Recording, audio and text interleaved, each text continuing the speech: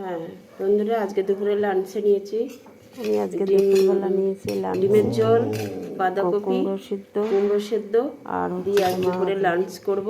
বাঁধাকপি স্কুল থেকে বেরোবার ডিমের সময় ঝোল করতে পারিনি এই ভিডিও। দিয়ে দুপুরে তো লাঞ্চ আমি আজকে আমি কদিন করব আমার বন্ধ ছিল ব্লগ, বন্ধুরা।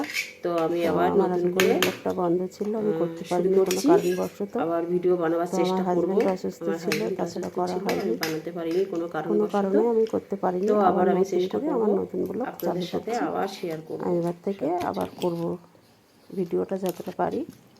তো আজকে স্কুল থেকে বেরিয়ে করতে পারিনি, তো এখন আমি এটা করব। কাকে দেখাচ্ছ মেয়ে?